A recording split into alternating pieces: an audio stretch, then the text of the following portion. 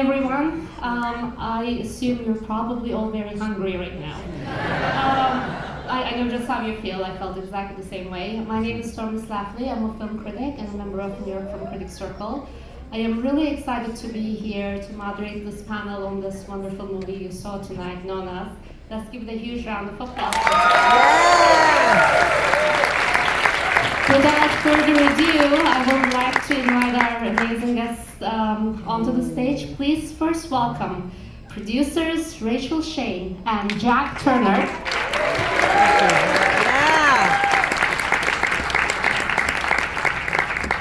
Please welcome Joe Manganiello.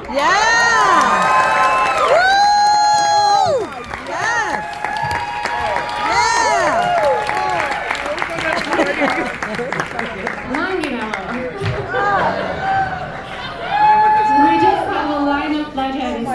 Please put your hands together for Brenda, Vaccaro.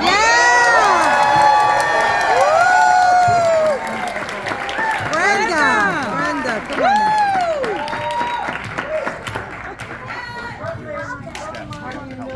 I got it, Joe. There she is. Hi, baby. Yes. Brenda.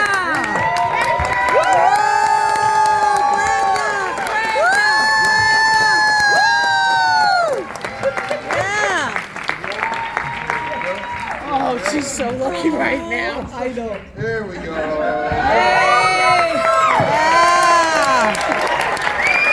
She's so old right away.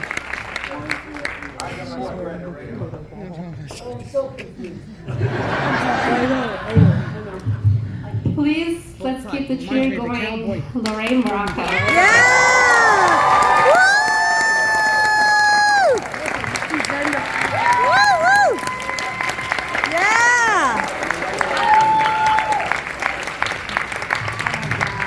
Screenwriter Liz Macy.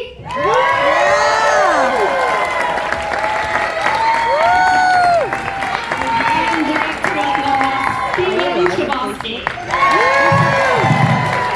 My video. For the Yankee game.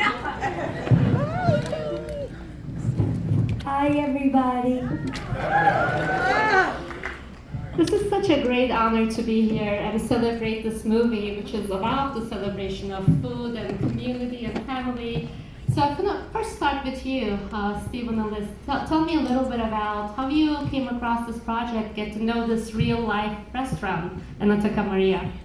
Well, there was an article that had been written that I had read, and then many years later, I was at a general meeting at Madison Wells with this beautiful woman, and we were just talking, and they had mentioned to me, oh, we just acquired the life rights to this true story, which the real Joe Scarabelli opened a restaurant and hired real-life grandmothers as chefs. I was like, I read that article, I know that article, and I was like, you have to let me come pitch on this. This is my family, this is my life. So they very kindly let me come in, and then I had the greatest opportunity to write it.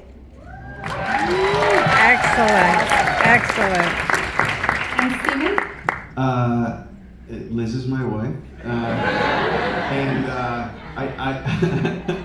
our kids are out there, I think, razzing me. Anyway, there was another director attached at the very, very beginning when she was hired. And I said, if by some blessing that person would drop out for whatever reason, things happen in our business, I would love to do it. And Liz was very sweet, very stealthily, when that did happen, said, hey, what do you think about Steve Chbosky? And they're like, oh, it'd be great if you think we could get it to him, And I think I can. Yeah, I think I can. By the way, but that was very gutsy of her, because he said, oh yeah, he's overrated, I hate his stuff. You never know what's going to happen, but it was a real blessing. And I have to say one other, we skipped one step here, which is very at the end, Jack Turner, who is gay, who is our producer, a very Staten Island resident, a very dear friend of Joe Scarabelli's, a very good producer. He's done some wonderful docs and other things. Anyway, Jack protected Joe, and he was Joe's guy. And I gotta say, we all know this, the real Joe Scarabelli, is such a good man. He did this great thing, and we all kind of followed his dream. Thank you. Jack and Rachel, I would love to bring you in next after this intro. Tell me a little bit about your beginnings with this project, and Jack, you especially being a Staten Island resident. So tell us about your initial conversations. Yeah, I mean, we were very lucky. Jack was brought into our lives through a mutual friend of mine. And as soon as we read this article and heard about Joe, we just went crazy and said, we need this. You know, the story is so much about women finding their second acts, rediscovering their value, finding ways that they are celebrated, and it's exactly what my company, Madison Wells, does. And so that's the journey. And luckily, Liz just stumbled upon our space, and Stephen, because of Liz, became our leader and our captain.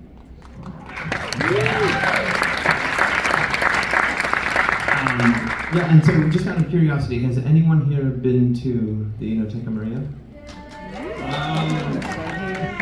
All right.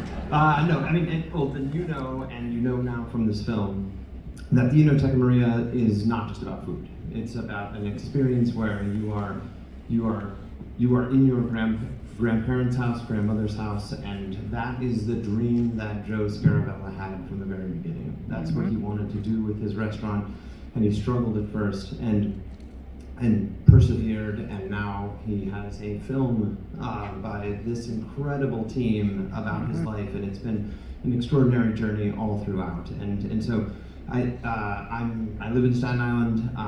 It's the Enoteca Maria is my neighborhood restaurant, 3 blocks from my house, and we just through this, me moving there, living there, becoming close to the Joe and the entire staff there. It's like he's become my family, and as have all the NONNAS there, and so just this notion of taking that story, bringing it to Rachel, to Stephen, to Liz, to all of this incredible cast. It's just truly a dream come true. So it's been quite a journey, and here we are. Thank you. Thank you. Lorraine and Brenda, I would love to bring both of you in next. As Rachel put it, this is a very feminine story about women finding their next acts. It's a great reminder that the knowledge and experiences we accumulate throughout our lives are never invalid. There's always value in them. So tell me a little bit about embracing these themes and then bringing these wonderful characters to life. Maybe we can start with you. Was that me? Well, let's put it this way. I love playing a nonna. I am a real nonna, so that's always fun. I love the script. I was moved by it. I loved that the women got to have a second act and feel empowered and loved by Joe. I thought that was really a great thing. You know, Liz wrote a great script with great characters, and it was fun. It was a lot of fun to play.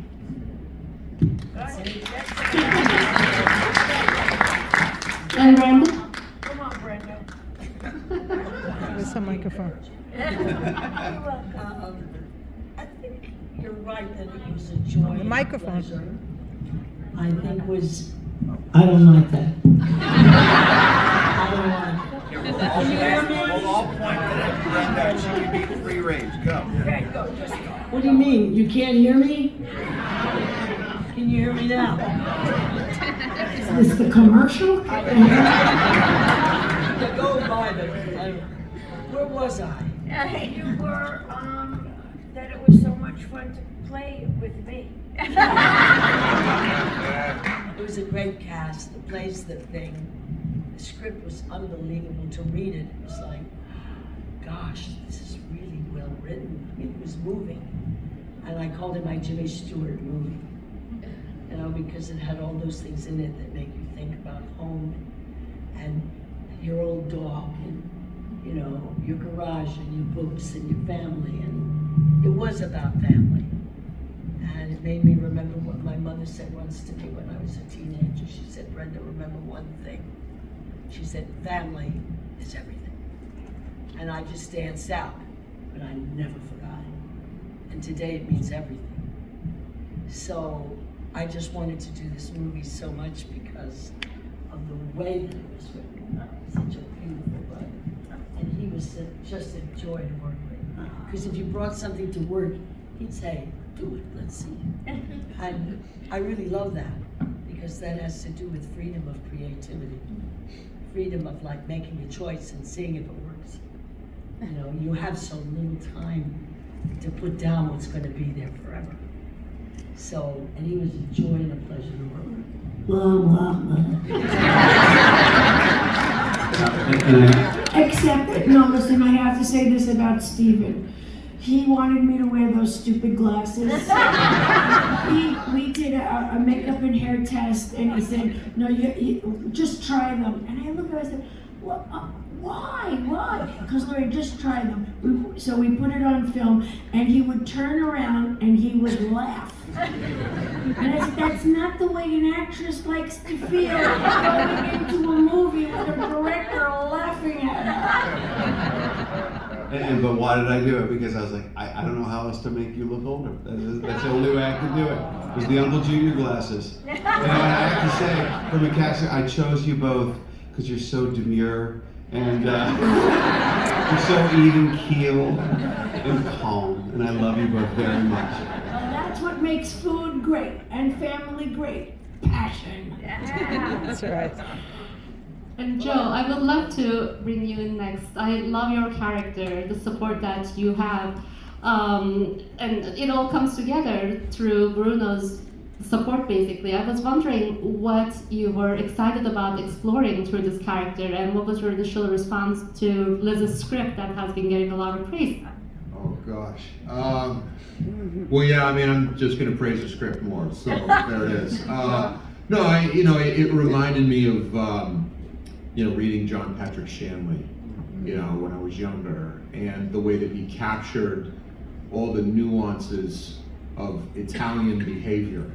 And if you grow up in an Italian home with an Italian family, I've said there's a couple of things in the script that really I found true, and I found like, oh, this is going to be fun.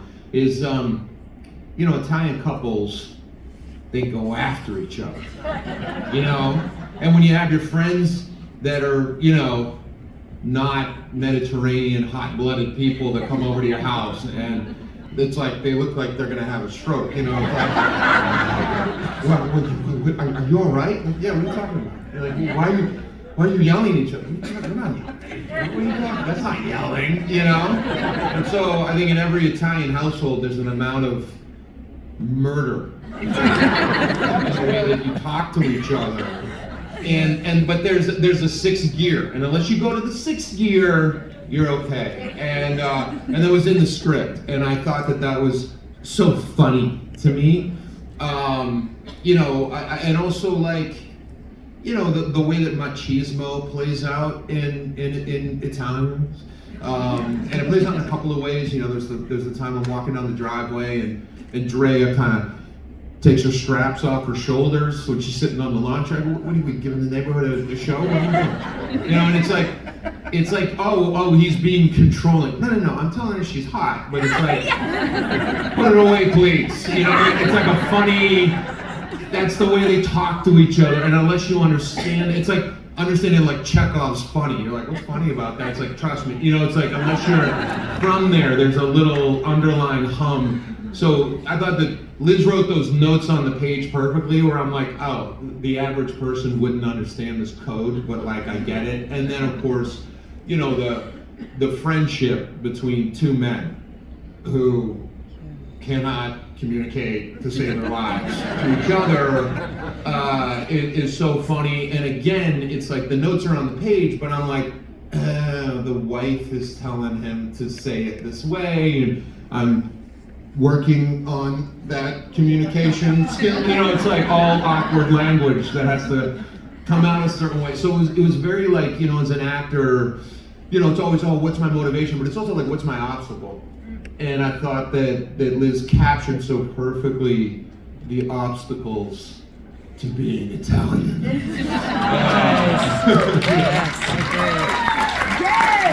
was it. It was real. You know, it was real. I want to talk a little bit about food, of course. The way you capture it with your DP, Florian Bollhaus, is incredibly romantic and passionate. And I think you applied this technique that you slow down the shots a little bit to actually really give the food the moments to shine. Tell us a little bit about those visual choices. Well, yeah, it was Florian is an absolutely brilliant DP, as everyone knows. And so is his father. I mean, it's so amazing that he was everybody knows Goodfellas, obviously Lorraine, the famous Coco shot, right? I mean, Florian was the focus puller for that shot, right? For his dad. And so for us and for him, we talked about, as everyone else has said, and I'm not just saying this because she is my wife, it's all in the script. What? I love it. So her script was like a phone book. It'd be like one line of dialogue, and like the ZD would get this much description. You know what I'm saying? It was like so I just followed that. We had a great food stylist, but really what I wanted to capture visually, it wasn't so much in the cooking, but it was also in the eating. Like I loved adding those little funny bits of, like when they cut up the lasagna and there's this like little piece left and this massive piece left, and like do, and they take the massive piece. Things like that, or like the Mr. Coffee, and certain details that I just wanted to, even if that wasn't your life, it was about the nostalgia and the joy of it, your memory of the thing. To me, what was so remarkable about the food, obviously the flavor and the aroma and things like that, the tactile part, it was really the emotion about it. That food is love, and like the line that Liz wrote, as long as I have their food, I'm going to have them. So I tried to, from a very early moment, to link the idea of food to the emotions that we all have as children. The way I have my mom's in the audience, there's my dad, and I will, for the rest of my life, how I'll feel about chicken paprikash, because I grew up in a Eastern European, Polish Slovak household that married into an Italian thing, and I was one of the people, like Joe said, that walked in and said, "What the hell's wrong with these people? Jesus God!" So yeah, it's more of an emotional thing. To me, it was a dance.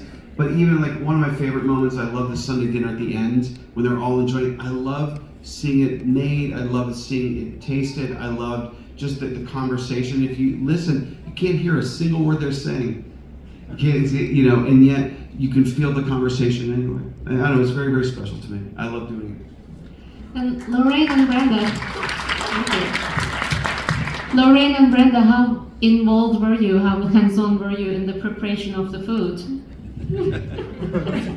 I know what Lorraine's going to say. Please, how involved were you in the preparation of the food? Huh? What does that mean? How much cooking did you do of the actual food? Nothing. You get a chance to ask one more question. I was amused with Jason, who was our Jason chef Farella, yes. on the set, and he would come around and he would be preparing things, and Brenda would be eating as anything was passing by. Stop eating everything. And she said, "Well, did you taste this bruschetta?" And I said, "No." She said, "Taste it." And then we were all four of us were like eating the whole plate. I cook, so I had to laugh over Talia, who is a vegetarian, who hates meat, and every time a steak would come out, or the sheep's head, she would literally be... It was very funny, and Susan is a big cannoli, so so Jason would bypass me because I know you know what you're doing, and then try to teach everybody else. It was very funny. Were you familiar with the dish? A follow-up question with the dish capuzel? No. Did you try it? No. No, merci. Did you? I didn't, but I made a to-do list after watching the movie. Go to this restaurant and try capuzel, and it's gonna happen. Call me then. Liz, I want to ask you, we were, talking about John Patrick Shanley, Moonstruck, and we mentioned Goodfellas, obviously, and from Talia Shire, I'm thinking about Godfather. All these movies, in the way that they present food and how important breaking bread is around a table as a family, at the spirit of these movies, I'm wondering if these nods were intentional for you when you were writing the script, if you were actively thinking about these movies. And what a great question. Actively and non-actively, like in our subconscious. So I know it was there, and it's just, yes, I mean, the inspiration just sitting on the stage, it's like, my God, the fact that any of these people would say words I'd written, like, are you kidding me? Just absolute legends. And so all of their body of work, but really it's like these women and men are extraordinary human beings. And so it's the woman that they brought to it. It's listening and hearing about their mothers and their fathers and their children, and that's what I think shadowed it more. Even Liz, you joined the group. I love it. I could find nothing more. I think we have a few minutes left. I want to maybe end with a question for the producers, Jack and Rachel. To me, this is a great movie about food, but a great movie about New York as well, and about a slice of New York that we don't always see in cinema. So I'm wondering, what did it feel like for you to embrace the New Yorkness of this movie and then seeing it all come together in the end in the way that it did? I'll let Jack answer that, but as somebody who doesn't live here and is from Los Angeles and has always wanted to live in New York, it was a dream just to be present in that space. And I'll pass it over to Jack. Sure. I mean, I think we all love New York neighborhood movies, and in many ways this is a new version of that. Staten Island is featured in a few films, but for me, one of my favorite films is Working Girl. I love that. I love that story. I love the writing. Yes. I love the pace of it, and it was a big inspiration, I know, for everybody here. And so to be able to take on a version of Staten Island that's more contemporary, it's just really a great challenge, and hopefully we're presenting something new. But yeah, I think that's there's so many movies made about New York, and so New York City is a city where there is a neighborhood for anyone. And this is, and living in Staten Island, which I'm very, very proud of. And so happy there. It's so great to be able to have that chance. And one last thing, I just want to make sure: is my mother-in-law here? Is she? She left. I was gonna say, I love this so much. She was so proud before the movie. Oh my God, what did I do to you, Jack? I'm so sorry. I don't know what happened. Yeah, exactly. I was going to say that if there are any inspiring filmmakers out there, my advice would be to make movies that your mother-in-law likes. That apparently didn't work out. Well, maybe I can be greedy and squeeze in one last question for everybody. Since this movie is about the memory of food and passing on that memory through generations, maybe in one or two word answers, everybody can give a dish that meant a great deal to them from their childhoods, and maybe making this movie kind of brought back that memory. Maybe we can start with you, even though you mentioned the dish. Well, yes. Growing up, it was chicken peppercorns that my mother made, and I still. It is now, sorry Mom, my second favorite dish. My current favorite, which is I know our children's favorite, is Liz makes this homemade from scratch lasagna that was passed down through her family every Christmas Eve. It is like the highlight of the year, so it is lasagna. He had it, brother. That It's a lasagna, my family's lasagna. It would take them 3 days to make it and then 10 minutes to eat it. It's the best compliment of all. And Lorraine, I know it's not tapuza. Yeah, it is not. I had an English mother. She was a war bride, and so tea was my favorite food.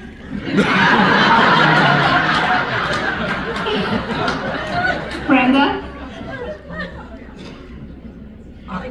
with a great Italian family. Nobody pushed anything about being Italian on me, but the aunts, the sisters of my father, were hysterical. They didn't want to speak English. They didn't care if you objected. I mean, if someone was at the door, they'd go, "Who is he?" And her sister, Aunt Tessie, would say, "Can you imagine? She's been here so many years. She can't say, 'Who is it there?'" That's what I call it. And loving. And they're pinching. You know, it was a great family, a very loving family. Everybody was happy.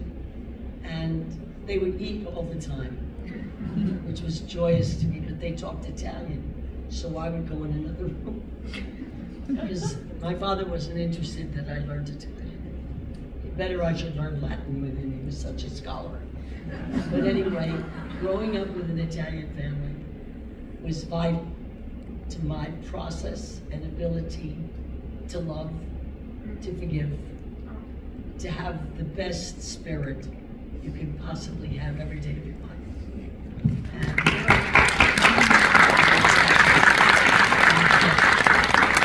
And the script, I saw the beauty. I saw the beauty of the picture of prosperity and happiness and family. Family, the one thing we can't ever forget. And now that I'm older, I appreciate it so very much. And I hope you will too.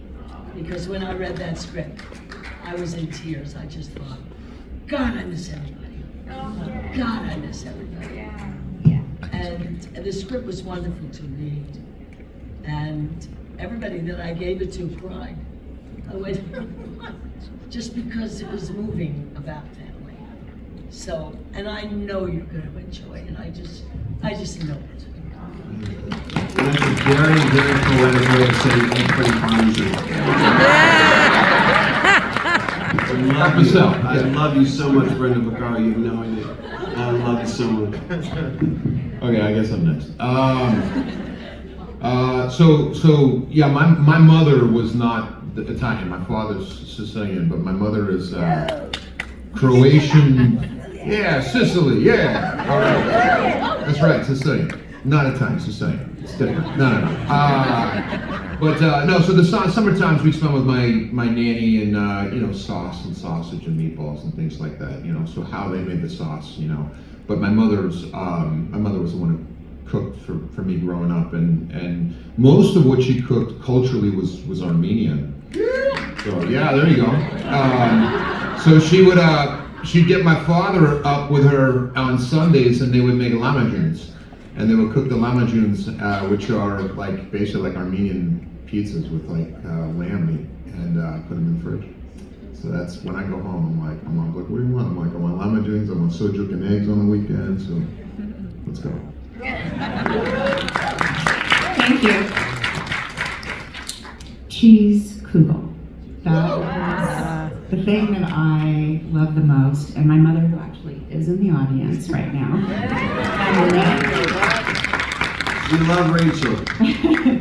She makes a great cheese kugel, and I think the recipe is from her mother, my grandmother, and I hope that I can have some cheese kugel soon. And Jack? Yeah, one of the things that we've all seen in this film is that this film is about food, but it's also about loss, and it's kind of coincidental. Well, I should say it's not coincidental. It's so many things in the making of this film that happened in a way that just felt like it was charmed. And one of those is on May 9th. And by the way, thank you all for coming out for this preview screening. We were seeing it before anyone else. And when it does come out on Netflix on May 9th, it's the 6th anniversary of my mother's passing. And so that, again, just charmed in every way. This film, the script, the process. And for me, when I was away or coming home, my mother would make chili, and it was the scent of the chili that was my way to come home. And so the door opens, you can smell the chili, and you're home. immediately, in an instant. It's just a beautiful note to end the conversation on. But we should have a NONNAS cook